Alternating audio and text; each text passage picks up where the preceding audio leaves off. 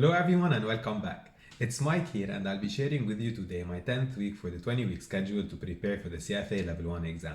During this week, candidates should complete portfolio management readings.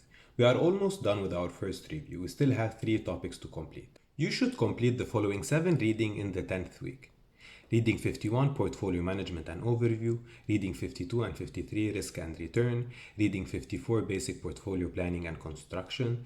Reading 55, Introduction to Risk Management. Reading 56, Technical Analysis. And finally, Reading 57, Fintech and the Investment Management. If you didn't have time to finish all the chapters during this week, it is okay to complete the remaining ones next week. The first reading for this week is Reading 51, Portfolio Management and Overview. This chapter explains the step for portfolio management process. It's a direct, straightforward chapter that shouldn't take you a lot of time. The second reading for this week is Reading 52, Portfolio Risk and Return Part 1.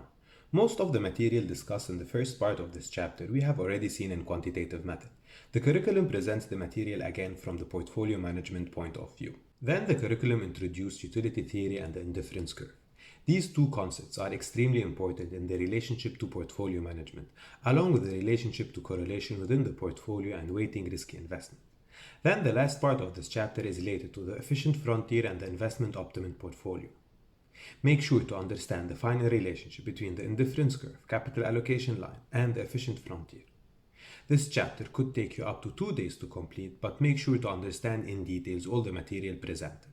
Then we have Reading 53, Portfolio Risk and Return Part 2. This chapter builds upon the previous material presented in Reading 52. The curriculum then introduced the capital market line and the concept of systematic and non-systematic risk. And for the final part, we discuss in more detail the CAPM model. Also, we have already seen this concept in equity readings. However, the curriculum explained beta in more details along with some application for the CAPM. Reading 52 and 53 are the main part of portfolio management, so spend enough time since later on in Level 2 and Level 3 exams you will have more weights on portfolio management readings. Then we have Reading 54, Basic of Portfolio Planning and Construction. In this reading, we discuss the investment policy statement in terms of risk and return, along with other constraints that we need to consider when making investments for a client's portfolio.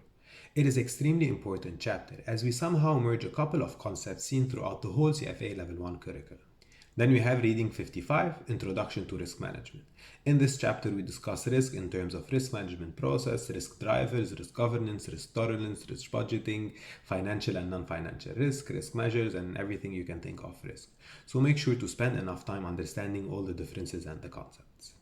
Then we have Reading 56, Technical Analysis.